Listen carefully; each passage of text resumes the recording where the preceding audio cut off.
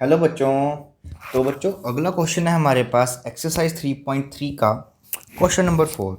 तो देखो बच्चों, इसमें उसने क्या बोला है कि हमें एक ऐसा रफ कोऑर्डिनेटर बनाना है जो क्या हो, एक पैरेललोग्राम ना हो बट उसके ऑपोजिट एंगल्स क्या हो, इक्वल हो। तो देखो हम काफ़ी इजी वे में इसको सोच सकते हैं। सबसे पहले हम एक कोऑर्डिनेटर बना लेते हैं। वो बोलता है कि एक ऐसा कोऑर्डिनेटर चाहिए हमको जिनके पास क्या हो, उनके ऑपोजिट एंगल्स तो इक्वल हों बट पैरेललोग्राम ना हो। देखो मैंने एक पैरेललोग्राम नहीं बनाया, कुछ इस तरह का बना लिया।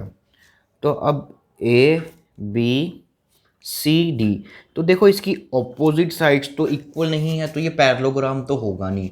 बस हमको अब काम ऐसा करना है कि इनके जो एंगल्स हैं ना, वो ऑपोजिट एंगल्स इक्वल हो जाएं।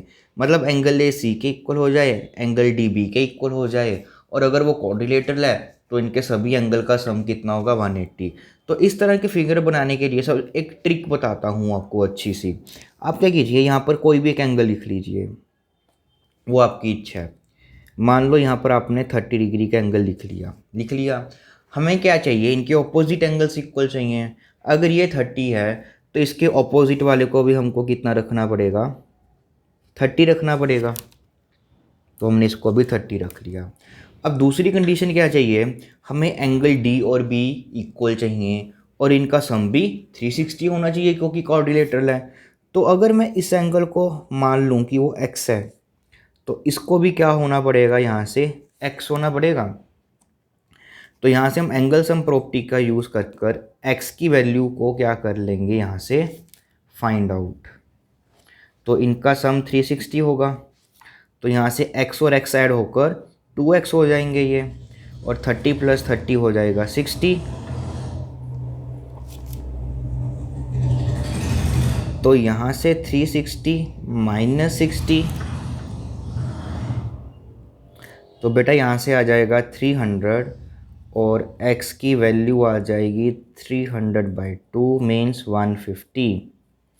तो मीन्स यहाँ से हमारे पास एंगल x की वैल्यू आ जाएगी 150 और यहाँ से भी 150। तो देखिए आपके पास एक ये कोऑर्डिनेटर बन गया जिसमें ये ऑपोजिट एंगल्स इक्वल हैं, 30 30 के, 150 150 के। बट फिर भी वो हमारे पास एक पैरेललोग्राम नहीं है क्योंकि इसकी ऑपोजिट साइड्स क्या हैं, वो पैरेलल भी नहीं है और इक्वल भी नहीं है। तो इसको आप इस तरह से जनरेट कर सकते हो। इसके अलावा आप अपनी तरफ से बेटा कुछ भी एंगल लेकर बना सकते हो। देखो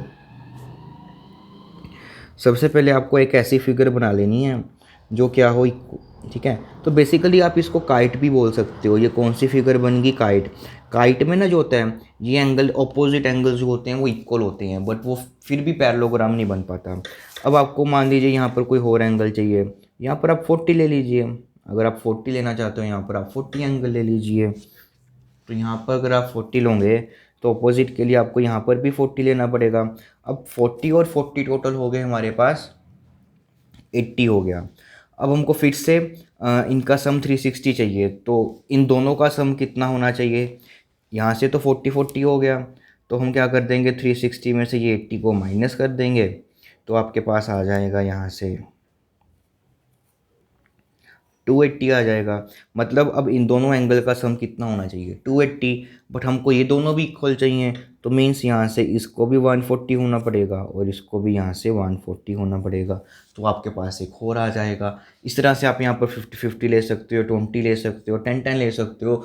मतलब एक एंगल फिक्स कर लीजिए आप कोई भी, ठीक है। तो बेसिकली ये आ जाएगा। और आपको सीधा आंसर देना है तो आप बोल सकते हो कि काइट हमारे पास एक ऐसी फिगर है जिसमें अपोजिट एंगल्स क्या होते हैं, इक्वल होते हैं बट फिर भी वो एक पैरेललोग्राम नहीं बनता। तो आप इजी वे में इसका भी आंसर दे सकते हो।